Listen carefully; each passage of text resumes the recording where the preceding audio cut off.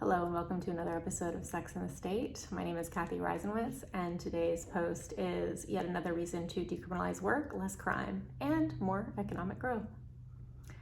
I'm back on my decrim work bullshit, this time through an article by Hannah Cox on how South Carolina just passed a measure to prevent licensure boards from barring individuals with a criminal record from obtaining an occupational license. That licensure boards are barring convicts is actually a huge deal for economic growth, crime, and loneliness. First, as I learned from Hannah's article, nearly 30% of workers nationwide need a license to do their jobs. So this excludes workers from a huge number of jobs. Second, it excludes a massive number of workers from employment. Approximately 1 in 3 US adults have a criminal record. Barriers to employment for felons kept at least 1.7 million people out of the workforce in 2014 and cost the economy more than $78 billion. Up to a quarter of unincarcerated Black men have felony convictions, and non-white people are much more likely to have criminal records. The fact that more diverse teams outperform more homogeneous teams is another way hiring people with records boosts economic growth. And these licensure boards are actually increasing total crime rates by keeping convicts out of jobs because employment is one of the most effective ways to lower rates of recidivism. Nearly half of US children have a parent with a record.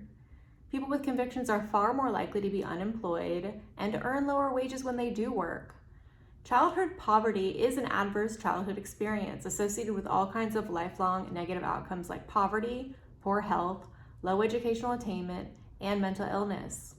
The fact that these children are also more likely to commit crimes throughout their lifetimes is another way barriers to employment creates more crime.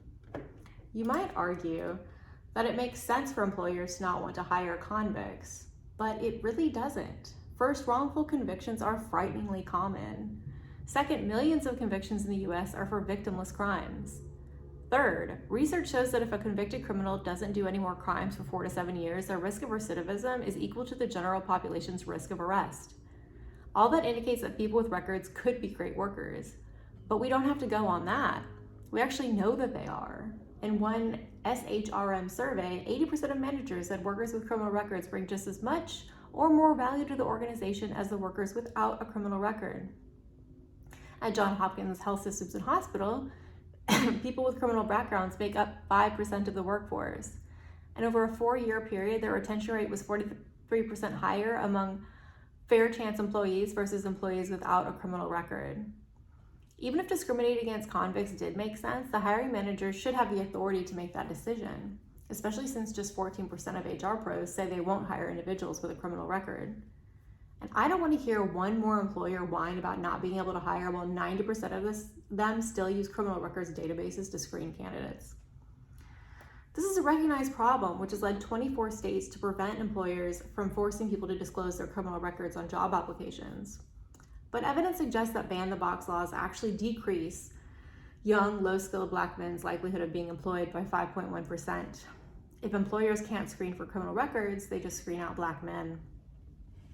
Refusing to license people with criminal records increases crime, unemployment, and childhood poverty while robbing the economy of much-needed growth.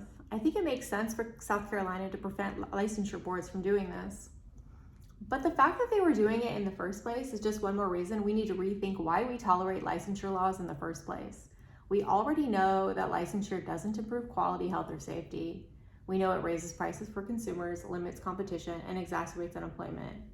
And that unemployment has numerous and severe social costs, especially for men.